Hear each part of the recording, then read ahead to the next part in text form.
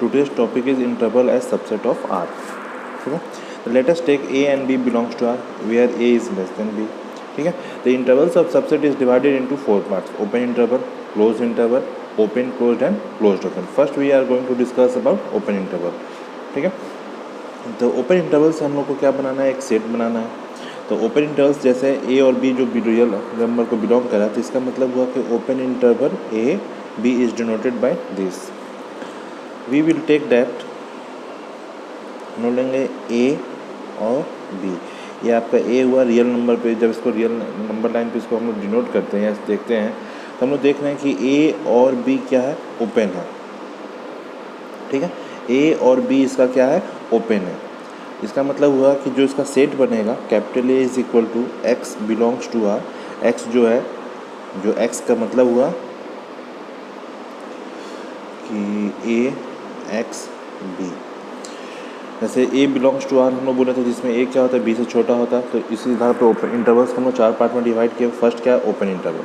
तो open interval के आधार पर एक हम लोग जब सेट बनाएंगे ए, जहाँ ए का मतलब क्या हुआ, ए एक सेट है जिस सेट के अंदर जो x का वैल्यू है वो रियल नंबर का वैल्यू है. ठीक है, और ये x जो है वो a से बड़ा और b से छोटा है. x का वैल्यू जो है वो क्या है, a से बड़ा है और b से छोटा है. इस पॉइंट का मतलब क्या हुआ, a से बड़ा और b से छोटा. तो x का वैल्यू जो होगा इससे इसके बीच में लाई करेगा, a से बड़ा मतलब इधर जाएगा और b से छोटा मतलब इधर. तो ओपन इंटरवल कहने का मतलब हुआ कि जो x का वैल्यू होगा वो a से बड़ा होगा और b से छोटा होगा. इसका मतलब हुआ कि a और b उसमें इंक्लूड नहीं करना है. ओपन इंटरवल कहने का मतलब हुआ कि ओपन इंटरवल जब हम लोग लिखेंगे तो उसमें a और b इंक्लूड नहीं होगा. जस्ट एज एग्जांपल्स, जैसे a is equal to x belongs to R where.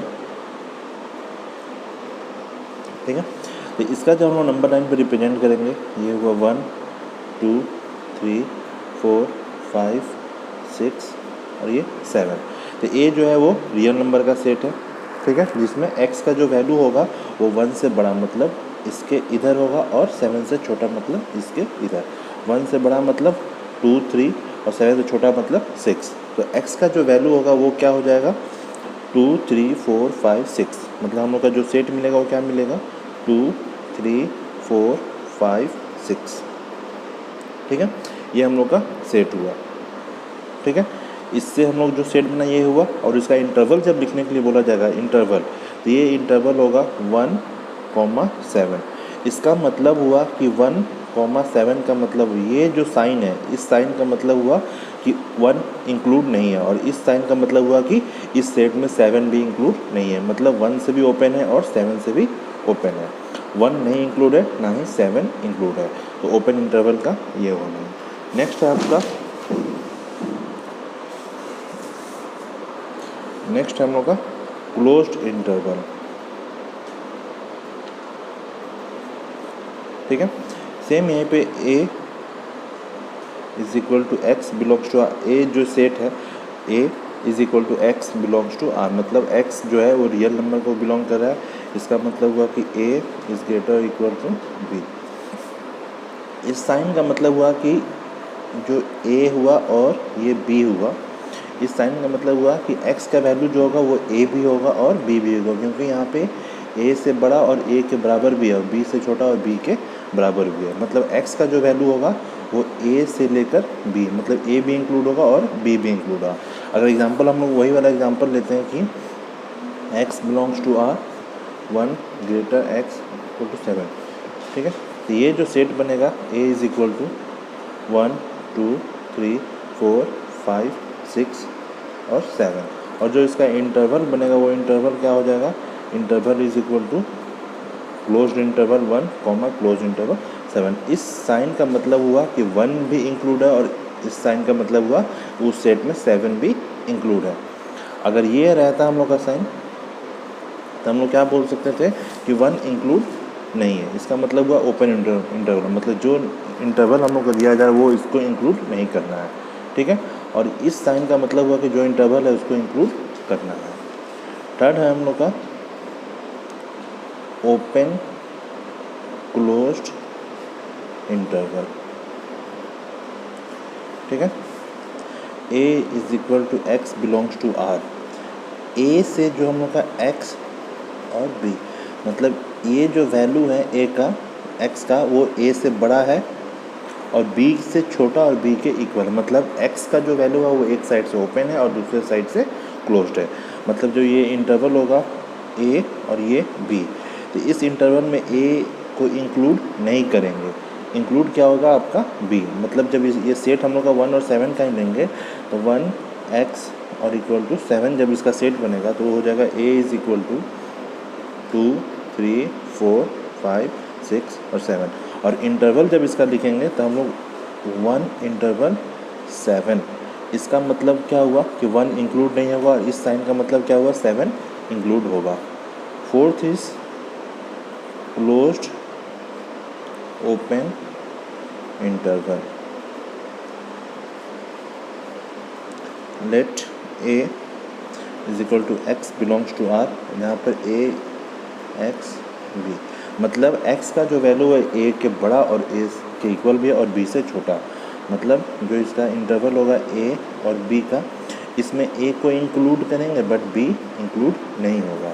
मतलब जो सेट बनेगा सेम लेते हैं 1, 2, 3, 4, 5, 6, मतलब a साइड से क्या होगा क्लोज्ड होगा और b साइड से ओपन, तो इंटरवल क्या होगा a साइड से क्लोज्ड और b साइड से ओपन, मतलब 1,7, 1 क्लोज्ड और 7 open.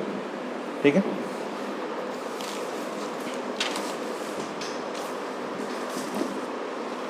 Next topic is union and intersection of set. Union and intersection of set. ठीक है, first is union, first we will discuss about union. The union of A and B is the set which contains all the elements of A and B, also common element second. देखिए, union of set का मतलब हुआ कि दो set ए और B union तभी बनेगा, इस सेट विच कंटेंस, दो सेट ए और बी को यूनियन हम लोग तभी कहेंगे जब ए और बी का सारे के सारे एलिमेंट्स को हम लोग एक साथ मिला कर लिख दें, जिसमें कॉमन एलिमेंट्स को भी साथ में लिखते हैं। मतलब एक सेट है ए 1, 3, 5 और 6, दूसरा सेट है आपका बी 3, 4 और 6। अगर इसका यूनियन फाइंड करने के लिए बोला जाएगा कि find the union of this two sets, तो इसका मतलब क्या हुआ कि इस दोनों सेट को मिला के जब हम लोग लिखेंगे और उसके कॉमन एलिमेंट्स को भी लिखेंगे तब जाके वो हम लोग क्या मिलेगा यूनियन। तो यूनियन का जो सिंबल होता है वो ए यू बी, ये जो साइन हुआ ये साइन को हम लोग क्या बोलते हैं यूनियन। ठीक है, तो A union B is equal to क्या हो जाएगा आपका 1, 3, 4, 5, 6। और फर्स्ट क्लास में बताया था कि किसी भी सेट को लिखते हैं, दो सेट में अगर कॉमन एलिमेंट है, दोनों सेट में एक एक कोई दोनों सेट में कॉमन एलिमेंट्स है, तो उस कॉमन एलिमेंट को हम लोग कितने बार लिखते हैं, एक टाइम। ए और बी में कॉमन एलिमेंट क्या है 3, तो 3 एक टाइम ही आएगा। ए और बी में कॉमन एलिमेंट एक और क्या है 6, तो 6 भी एक टाइम में है। अगर दोनों में जो कॉमन है उसको सिंगल टाइम लिखा जाता है। तो ये हो गया ए यूनियन बी। ठीक है, इसी पे यूनियन पे आपको कुछ प्रॉपर्टीज़ हैं, properties of union. First properties आपका commutative law. Commutative law, commutative law कहने का मतलब हुआ कि A union B is equal to B union A. अगर ए यूनियन बी हम लोग फाइंड करते हैं और बी यूनियन ए भी फाइंड करते हैं, दोनों का वैल्यू क्या होगा, आपस में इक्वल होगा। Second is associative law.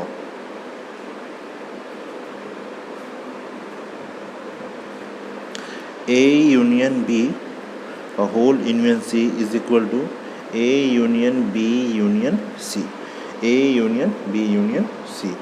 Third one is law of identity.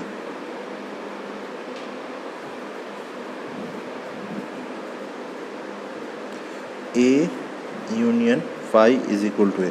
Law of identity कहने का मतलब हुआ कि जब भी हम लोग किसी सेट का फाई सेट के साथ यूनियन फाइंड करेंगे तो हम लोग को हमेशा क्या मिलेगा, सेम सेट, जो सेट है वही मिल जाएगा. फोर्थ वन इज आइडेंटेंट सेट या लॉ, मतलब किसी सेट का उसी सेट के साथ यूनियन फाइंड करेंगे तो वो हम लोग को क्या मिलेगा, A. Fifth one is law of universal set या लॉ ऑफ यूनिवर्सल, मतलब ए का यूनियन जब हम लोग यूनिवर्सल सेट के साथ फाइंड करेंगे तो हम लोग को क्या मिलेगा, U. Next one is intersection.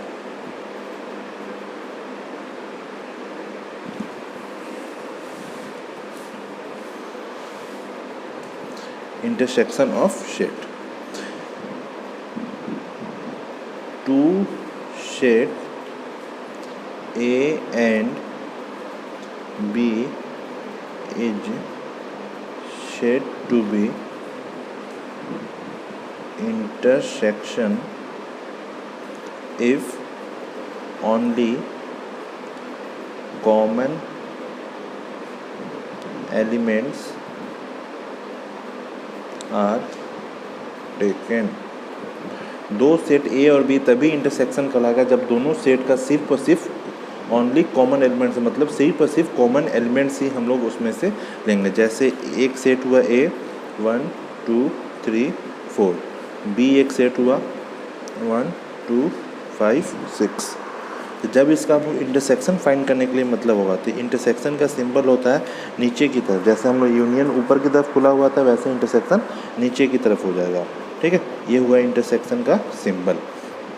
तो ए इंटरसेक्शन बी, पहले ही बोल रहे हैं कि इंटरसेक्शन का मतलब क्या हुआ, दोनों में सिर्फ और सिर्फ कॉमन एलिमेंट को लिखेंगे हम लोग. कॉमन एलिमेंट क्या है, 1 और 2, दूसरा कोई दोनों में कॉमन है नहीं है, तो इसका इंटरसेक्शन क्या हो गया, ये. ठीक है, इस पर भी कुछ प्रॉपर्टीज़ है इंटरसेक्शंस के. First one is commutative law.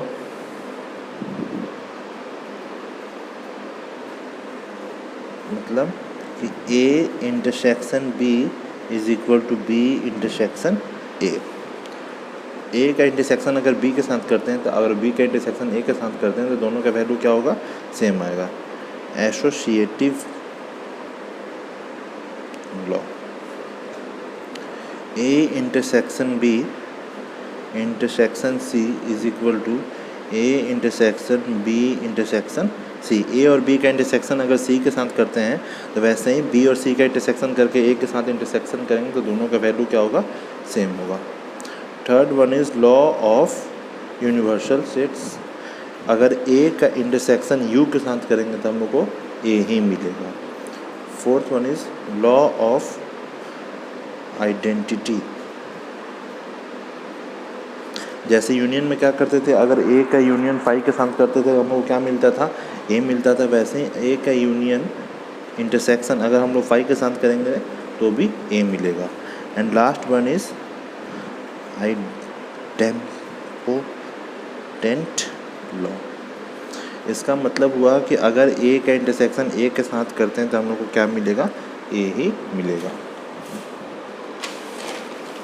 ठीक है. Next topic is disjoint of set.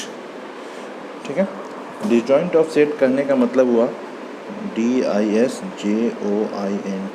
Disjoint set.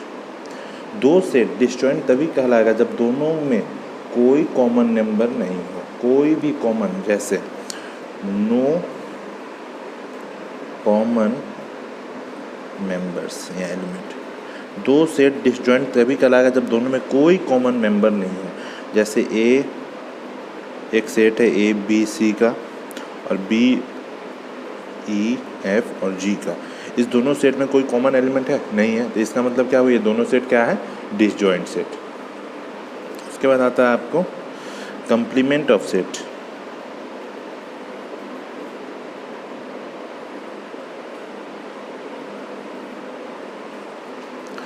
दो set if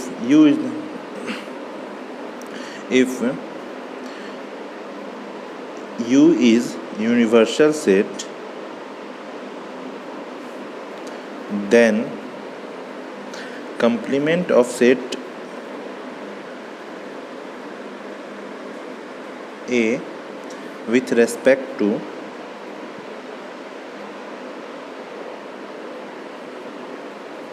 set universal is all elements of set U which are not present in set A। Complement of set कहने का मतलब हुआ कि अगर U एक यूनिवर्सल सेट है, तब अगर हम लोग किसी एक सेट का कंप्लीमेंट फाइंड करते हैं, मतलब सेट A का कंप्लीमेंट फाइंड करते हैं सेट U के रिस्पेक्ट में, तब all the element of set U, तब उस समय सिर्फ सेट U का सारा एलिमेंट लेंगे तब जब A का कोई एलिमेंट प्रेजेंट उसमें नहीं है। जैसे एग्जांपल से समझते हैं, एक U सेट है 1 2 3 4 5 6 और एक A सेट है 2 और 3 का। तो आपको बोला जाएगा कि find the complement of A। The complement of set is denoted bye A dash.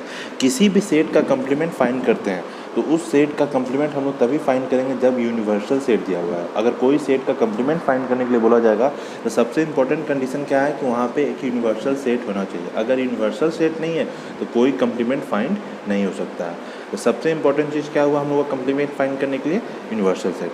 तो अगर U एक यूनिवर्सल सेट है तब सेट A का कंप्लीमेंट हम लोग फाइंड करते हैं। तो सेट A का कंप्लीमेंट फाइंड करने के केस में सेट A का वो एलिमेंट हटा देंगे जो U में प्रेजेंट हो यूनिवर्सल सेट में।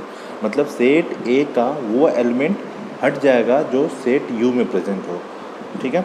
अब बचे हुए सेट U का एलिमेंट क्या कहलाएगा? Complement of set A। मतलब यहाँ पे U एक सेट है 1 2 3 4 5 6 का और एक A सेट है 2 और 3 का। तो हम लोग को फाइंड करना है A का कंप्लीमेंट। तो A का कंप्लीमेंट फाइंड करने के लिए हम लोग क्या करेंगे? सेट U में से वो एलिमेंट्स हटा देंगे जो सेट A में हो। तो सेट A में कौन सा एलिमेंट है? 2 और 3। तो सेट U में से 2 और 3 हट गया। बचे हुए जो एलिमेंट्स होंगे वो क्या कहलाएंगे? Complement of set A। मतलब 1 4 5 6। ठीक है। कभी भी कंप्लीमेंट फाइंड करना है मतलब हम लोग सेट U से ही फाइंड करेंगे और सेट U में से जिस सेट का कंप्लीमेंट फाइंड करने उस सेट का एलिमेंट्स हटा देंगे, तब जो सेट U में एलिमेंट्स बचेंगे वो क्या कहलाएंगे? उस सेट के कंप्लीमेंट। ठीक है। अब आते हैं हम लोग डिफरेंस ऑफ सेट।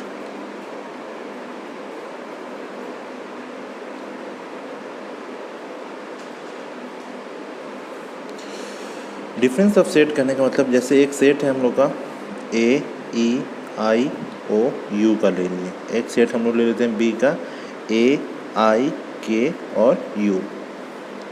तब अगर हम लोग को डिफरेंस फाइंड करने के लिए बोला जाए, दो सेट है, डिफरेंस का मतलब क्या हुआ? दो सेट के बीच का जो सब्ट्रैक्शन करेंगे या माइनस करेंगे या डिफरेंस निकालेंगे तो कैसे निकलता है? सेट के केस में नॉर्मल हम लोग जैसे होता है वो तुमको पता है, बट सेट के केस में कैसे होगा? तो सेट के केस में हम लोग क्या करेंगे?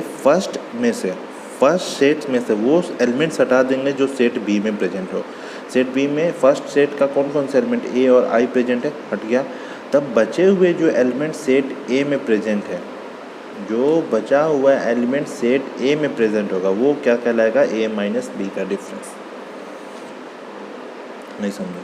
देखिए सेट A का ये एक सेट है जिसमें एलिमेंट्स है A E I O U और एक B सेट है जिसका एलिमेंट है A I K U। तो A माइनस B फाइंड करना है। तो हम लोग का सबसे फर्स्ट सेट क्या है? A में से हम लोग को क्या माइनस करना है? B को। मतलब फर्स्ट सेट A में से सेट B को हटाना है। तो सेट A में देखेंगे सेट B का कौन कौन सा एलिमेंट है।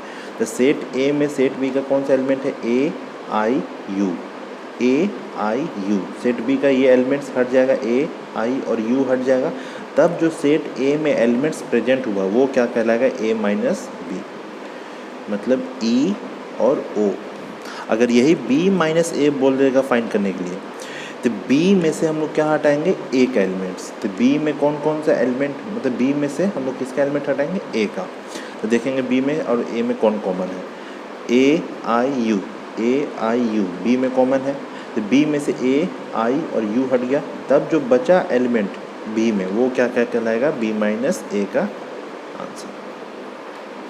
ए माइनस बी क्या करेंगे, ए में से हम लोग बी को माइनस करेंगे, ठीक है, और ए में से जब बी को माइनस करेंगे तो बी का वही एलिमेंट हटेगा जो ए में प्रेजेंट होगा। ए और बी में जो कॉमन होगा तो ए में से बी का कॉमन एलिमेंट हटा देंगे, तब जो ए में बचे हुए रेस्ट एलिमेंट होंगे वो कहलाएगा ए माइनस बी। सेम अगर बी माइनस ए है तो बी और ए में जो कॉमन एलिमेंट होगा वो बी में से हटा देंगे, और जो बी में रेस्ट एलिमेंट बच गया वो क्या कहलाएगा, बी माइनस ए का आंसर। ठीक है,